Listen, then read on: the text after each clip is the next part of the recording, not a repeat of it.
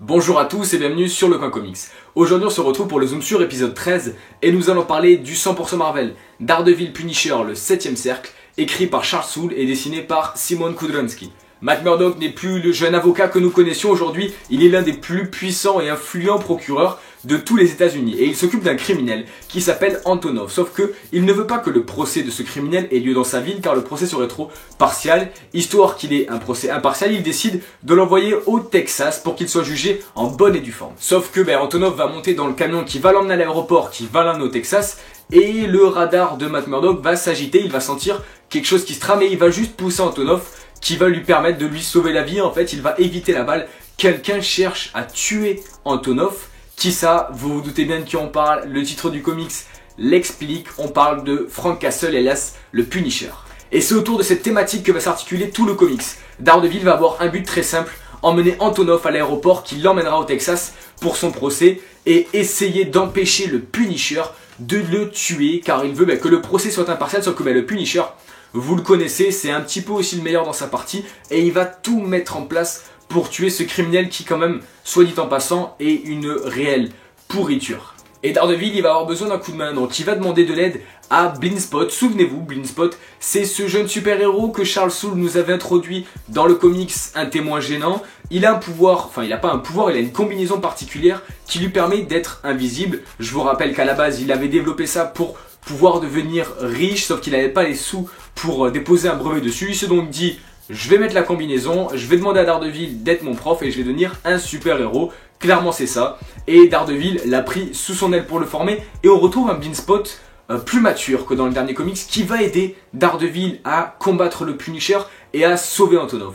Enfin sauver c'est un bien grand mot parce que le Punisher vous le connaissez, il a plus d'un tour dans son sac ou plutôt plus d'un fusil à pompe dans son camion. Il va tout mettre en œuvre pour détruire Antonov, clairement sans lésiner sur les moyens à coup de lance-roquettes. Il va détruire le camion où il y a Blindspot, Daredevil et Antonov. Il va même aller contre des flics, il va tout mettre en œuvre. Son seul but c'est réussir à foutre une balle entre les deux yeux de ce criminel. Vous avez donc compris que les 4 chapitres que contient ce comics sont très rythmés entre bastons, entre tous les protagonistes de cette série et je vous laisse découvrir la suite du récit par vous-même. Et saviez-vous qu'il n'y a pas eu que Matt Murdock qui a porté le costume de Daredevil? Il y a eu beaucoup de personnes. Les 3 plus connus sont Iron Fist qui a porté le costume de Daredevil, notamment durant le comics Le Diable en cavale, on en a déjà parlé sur un zoom sur. Durant que Matt était en prison, Iron Fist était en costume de Daredevil pour faire régner l'ordre dans Hell's Kitchen. Il y a eu Peter Parker qui a porté le costume de Daredevil pour protéger l'identité de Matt pendant que celui-ci était en train de travailler au barreau. Et il y a eu Foggy Nelson qui lui a porté le costume du diable mais pour une cause bien moins héroïque, c'était pour draguer Karen Page. Donc au scénario on a Charles Soule, au dessin on a Szymon Kudranski. Charles Soule c'est celui qui est sur la série principale Daredevil, donc il avait fait déjà Un témoin gênant, on en avait déjà parlé dans un zoom sur, je vous invite à aller voir cette vidéo. Ce comics introduisait l'ami Blindspot qui était le nouvel allié de Daredevil et en fait ce comics Un témoin gênant était vraiment axé sur d'où venait Blindspot, quels étaient ses objectifs, qu'est-ce qu'il défendait et un petit peu voir comment Daredevil allait réagir à l'adversaire qui était 10 doigts. Pour ce comics on part sur une thématique totalement différente et je trouve que Charles Soule a fait un meilleur travail sur le team-up entre Daredevil et le Punisher, enfin le team-up, le versus plutôt, que sur Un témoin gênant. Un témoin gênant était excellent, mais là clairement on s'est pas du tout intéressé plus en profondeur au personnage. C'était vraiment une trame, un versus entre Daredevil et le Punisher autour de Antonov, ce criminel, et Charles Soule fait un travail qui est remarquable. Pour ce qui est des dessins, Kudranski, vraiment c'est super, il y a plusieurs types de planches que j'ai particulièrement appréciées.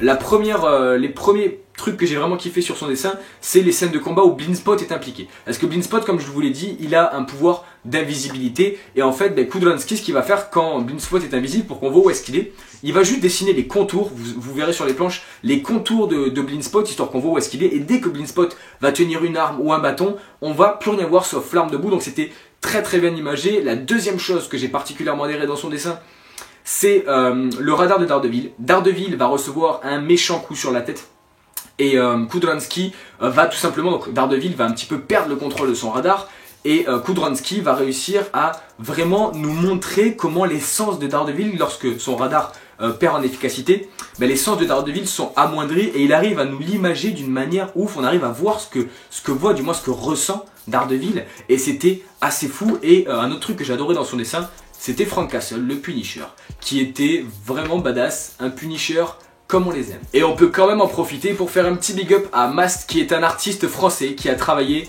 sur la mise en page de ce comics. Qu'est-ce qui m'a plu dans ce 100% Marvel consacré à Daredevil et au Punisher? Vous avez sûrement vu la série Netflix Daredevil, dans laquelle, dans la saison 2, le Punisher apparaît dans la série, qui est joué par Shane de The Walking Dead, qui est un acteur qui va parfaitement pour ce rôle. Et la série a très bien illustré cette contraste entre Daredevil, entre le Punisher.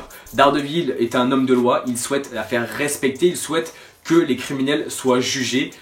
Frank Castle, il est un peu plus carré en fait. C'est si vous êtes innocent, ben, je vous tue pas. Si vous êtes coupable, eh ben, je vous tue. Voilà. C'est la ligne de conduite du Punisher, et c'est vraiment deux visions totalement contradictoires de la justice, car ce sont quand même deux justiciers. Mais ben, Frank Castle fait la justice lui-même. C'est un bourreau, un petit peu à la Judge Dredd.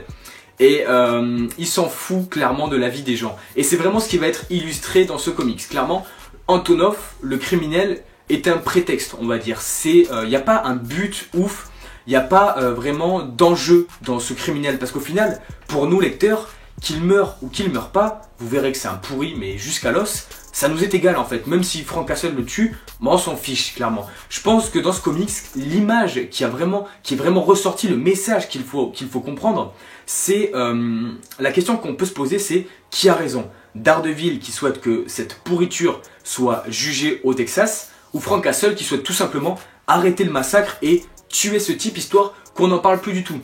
Et ça va vraiment être un combat idéologique entre Daredevil et le Punisher. Ils vont tous les deux essayer de faire valoir leur point de vue. Enfin, ils essaient pas de faire valoir leur point de vue, ils l'imposent à l'autre. Et en fait, ils essaient tous les deux de prouver à l'autre qu'ils ont raison. Dans des petits dialogues, vous verrez, ils essaient de se convaincre mutuellement qu'ils ont raison. Et au final, on voit vraiment cette contradiction entre Daredevil et le Punisher.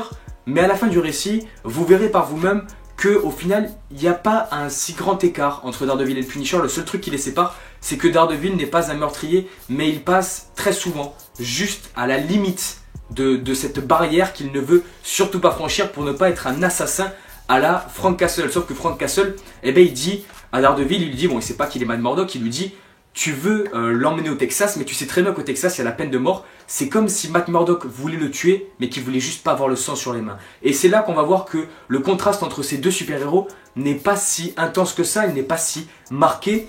Et c'est vraiment ce qu'il faut retenir de ce récit. C'est ce conflit d'intérêts, ce conflit d'opinion et de choix qui va se faire entre les deux super-héros. Et il faudra vous faire votre opinion et votre camp. Moi, j'étais plus avec le Punisher, J'aurais aimé, je vous dis pas ce qui s'est passé, mais j'aurais aimé que le Punisher arrive et lui démolisse la tronche à coups de bazooka.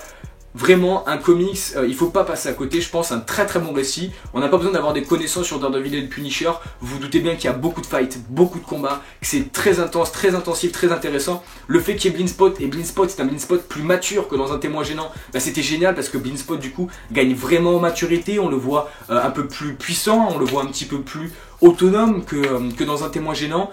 Et c'était vraiment un très bon versus, c'était excellent. Les scénaristes ont fait un taf de fou. Foncez sur ce comics qui, je pense et j'en suis même sûr, ne vous laissera pas de marbre tellement le récit était bon. C'est en 4 chapitres, alors ça va très vite, mais ça vaut vraiment le coup d'être lu. En tout cas, j'espère que cette vidéo vous aura plu. Si c'est le cas, n'hésitez surtout pas à laisser un like pour faire avancer la chaîne et à me donner votre avis sur ce comics en commentaire. Vous pouvez vous abonner en cliquant ici, regarder la dernière vidéo en cliquant ici, Twitter, Instagram, tout est dans la description, vous connaissez la chanson. On se retrouve très vite pour de nouvelles vidéos. Ciao tout le monde.